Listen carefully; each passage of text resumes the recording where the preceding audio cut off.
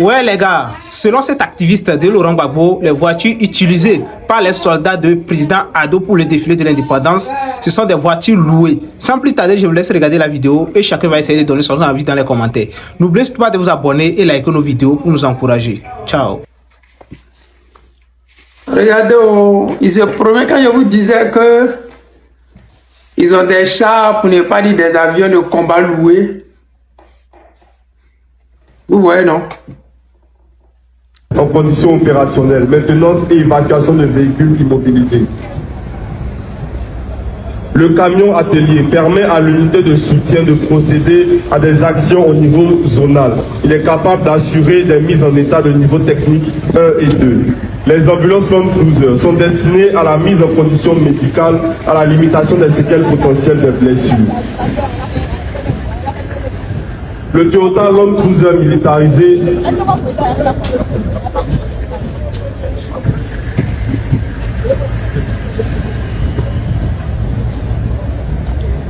Tout ça, les ont loués. Il n'y a rien qui nous appartient. Vous allez voir après les défilés, là, ils vont tout reprendre pour partir.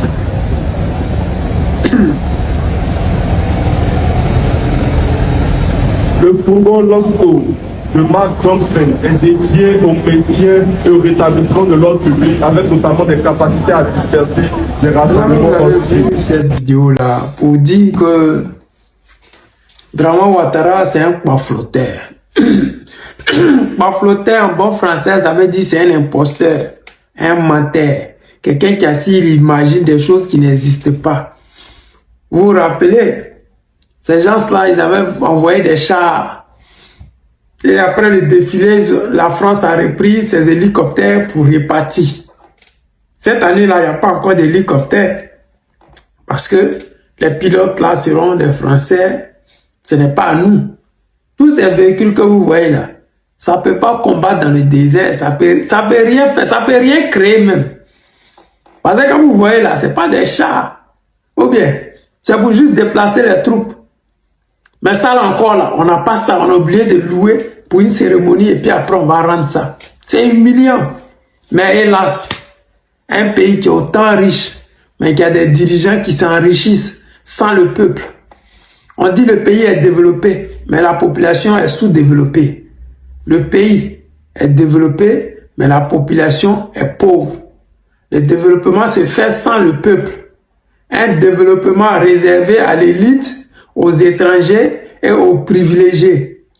Donc, travaillons pour être des privilégiés, travaillons pour être des élites et arrangeons-nous pour dégager ce gouvernement. Parce que si nous tous, on ne peut pas être des élites, on ne peut pas être des privilégiés, on ne peut pas être les enfants du gouvernement, on ne peut pas être des apatrides dans notre propre pays, c'est pas mieux que nous tous, on s'unit pour les dégager. Parce que unis, on peut les dégager en 24 heures. Juste 24 heures, on va dégager ce gouvernement-là. Maintenant, tant qu'on va penser que ce qu'ils font, c'est pour le bien d'un groupe ethnique, comme ils le font croire maintenant, on a tous tapé poteau. Parce que si le Nord ne ressemble toujours pas à Dubaï, c'est qu'ils ont échoué. Ils ont échoué. Parce qu'au RDA unifié, RHDP, 90% ou 99% des cadres qu'ils ont viennent du Nord, soit peut-être du Nord de la Côte d'Ivoire. Donc, s'ils viennent du Nord ou du Nord de la Côte d'Ivoire, c'est que vous n'avez rien gagné. Le pouvoir n'est toujours pas au Nord. Parce que quand vous regardez ce qui est mis en place, est-ce que les Nordistes profitent de ce pouvoir? Si vous dites oui, dans ce cas-là, pourquoi nos parents du Nord sont obligés de prendre des pierres pour faire du bitume, des voies? Pourquoi nos parents du Nord réclament de l'eau potable, de l'électricité? Pourquoi nos parents du Nord ne cessent de réclamer des CHU, des universités? Si le pouvoir était un pouvoir du Nord, pourquoi le Nord est autant pauvre? Pourquoi le Nord est autant délaissé? Pourquoi le Nord ne ressemble toujours pas à Dubaï, à une ville du Sud? Parce que ça fait 16 ans que vous êtes au pouvoir. Vous avez passé 8 ans avec le pouvoir du président Laurent Gbagbo. Ça fait plus de 24 ans que vous êtes au pouvoir, vous les soi-disant nordistes. En 24 ans, vous n'avez même pas fait ce que le guide président Laurent Gbagbo a fait en 2 ans. Si vous comparez constamment au guide président Laurent Gbagbo après 16 ans de pouvoir, c'est que vous savez très bien que le guide président Laurent Gbagbo, ces 2 années passées au pouvoir, valent vos 16 ans passés au pouvoir. Parce qu'on ne peut pas se comparer à quelqu'un qui en est déjà au-dessus de lui. Vrai ou faux?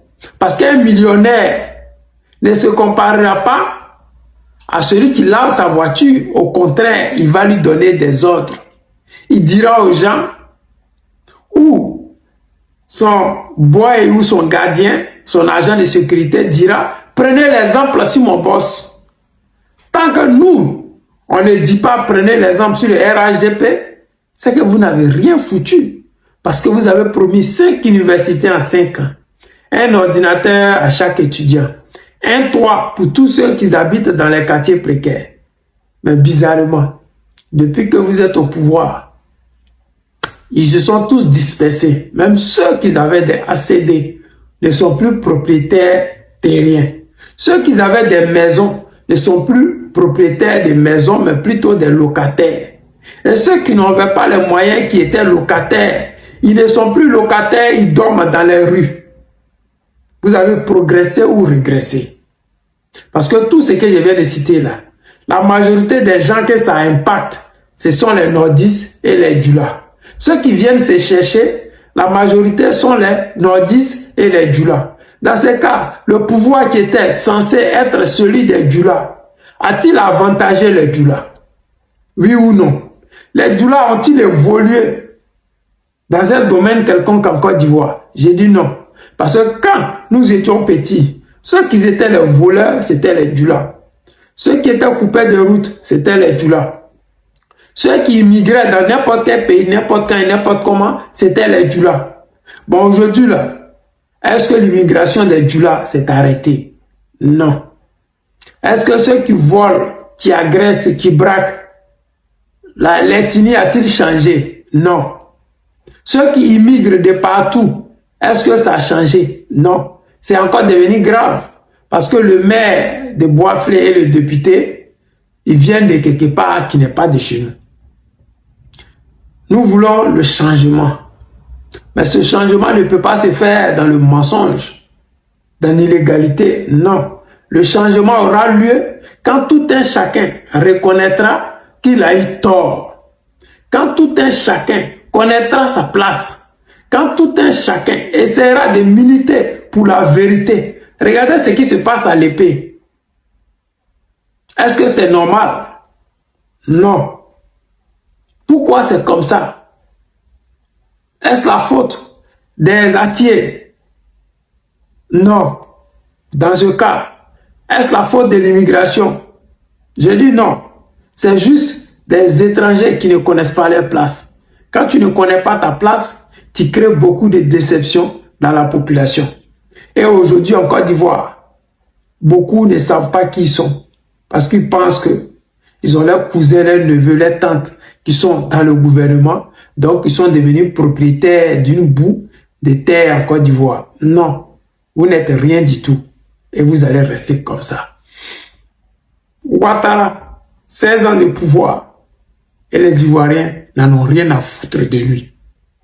Il a beau avoir des gardes du corps. Il a beau avoir des milliards.